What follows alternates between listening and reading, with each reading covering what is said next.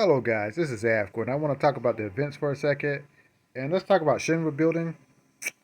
So, I actually made the top 300, and that's always my aim. But to be honest, I did not really apply myself in order to clear this. There's a reason for that because I was in school, but still. One of the things that shocked me is the fact that I did not use Sephiroth. I did not use his weapon. I didn't use Cloud. I didn't use his weapon. I didn't use any of those weapons at all, period. So why is that the case, and what do we take from dungeon ranking? First of all, let's go into my team to show you who I cleared it with.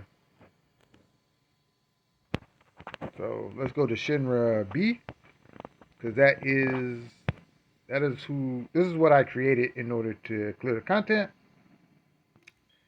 So the first thing I'll say about clearing these dungeons, we as content creators, we in the community will always give hints and suggestions and what you should do and what you shouldn't do.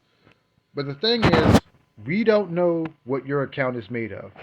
We'll never know what your account is made of. So, in that retrospect, the best advice I will give anyone who wants to do dungeon ranking is to test it out.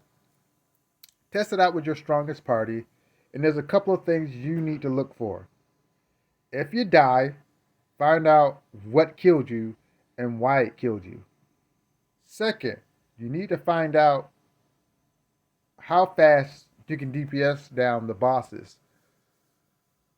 Third, you need to find out how you can get a high score.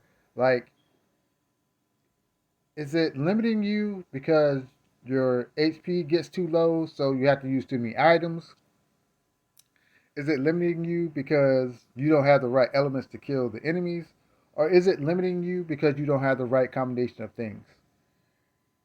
When you do this, just ask yourself those questions, and slowly you'll start to build a party that you need in order to clear the content in dungeon ranking. Like for me, I thought I would use Sephiroth, but the enemies actually are more prone to physical damage, right? Like the Astral Giant, you would you would more prefer to have defense down. And even if he raises his attack, like he actually raises his attack, all you need to use is D Brave. And when you combine D Brave with Barrett's assault gun, then you can mitigate damage. Excuse me. Another thing I did was I fought the poison dragon first, and when I beat him, I got the 60% defense because I already had like debuff with D Brave. I already had the assault gun, so that was a good strategy for me. But I talked to other players and they used different strategies. Like some people actually went for the 20-10-10. I actually on the score boost, I actually tried to get every score boost that I could, save for the one with the poison dragon. I got every other score boost besides that because I only needed the physical defense because my offense was pretty solid. Like when you look at offense, you have to be consistent, but you also have to live.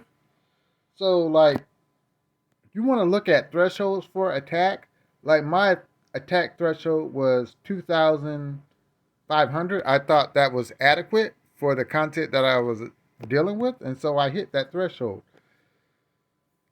And for Aerith, when you actually start to create your team, your healer does not have to be the greatest DPS in the universe.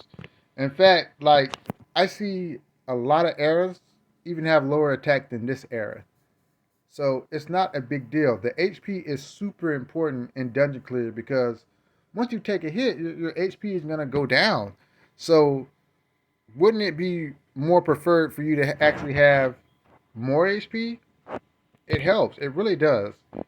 It really helps to have more HP. Is this? No, this is the wrong team. That's the wrong team. I was going to say, whoa, I didn't get away with that. That's why I switched Barrett's costume to the Fiery Cape, because Fiery Cape is actually one of the better free to play costumes because it's giving you HP and physical defense. You can't beat that with a stick. So I brought that in because at first I was actually using the scrap armor, but the HP was too low, so I actually had to adjust. So when you perform dungeon ranking, it's okay to lose. It's okay to find out what you're missing, because people get scared of like running these dungeons and you get clobbered and your confidence gets shot. It's okay. It's okay to lose. I lost like at least 7 or 6 times, honestly, man. I'm not even gonna lie to you. I lost a couple of times. And it's okay. It's kind of fun to me, like, because you start to figure out the system and it gets easier for you to clear content once you understand why you lost. So another helpful hint: assign roles. I knew that my main DPS was going to be Cloud, so his stats had to be a little higher than Barrett. Because Barrett's, I hate to say it for better or for worse, Barrett will always be the middleman. He'll never be the main DPS. And character analysis videos will go into that, but he's never going to be the main DPS. It's going to be someone like Cloud, someone like Sephiroth, someone like Tifa. In fact, I think those are the three best DPSs in the game. Sephiroth, Tifa, and Cloud. Yeah, those are the best ones.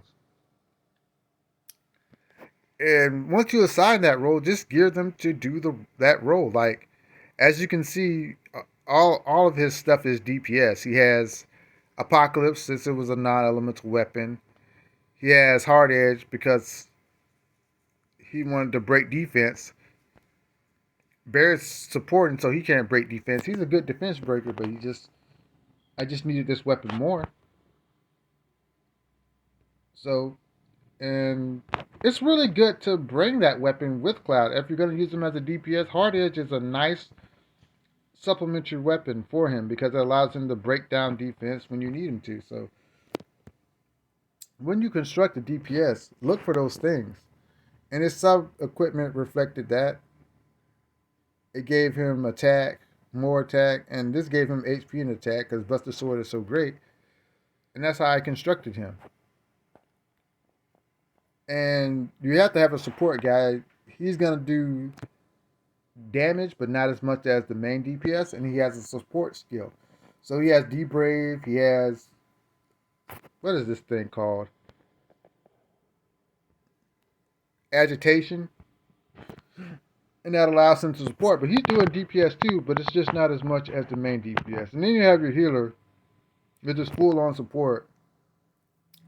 It got to the point where I just dropped the idea of her even doing elemental damage because the main attacking move she does is Night Bloom, and she heals, and she does deep breath, and she cured poison, and she did her little sigil break, and that's all she needed. And this team was more than enough to get the job done. So when you do dungeon rankings, my first bit of advice is just run it. My second bit of advice is start to really look at where you went wrong. We can give you strategies, but we do not have your party. We do not know how your party works, what weapons you got at a certain level, and how those weapons will work in tandem with your other characters.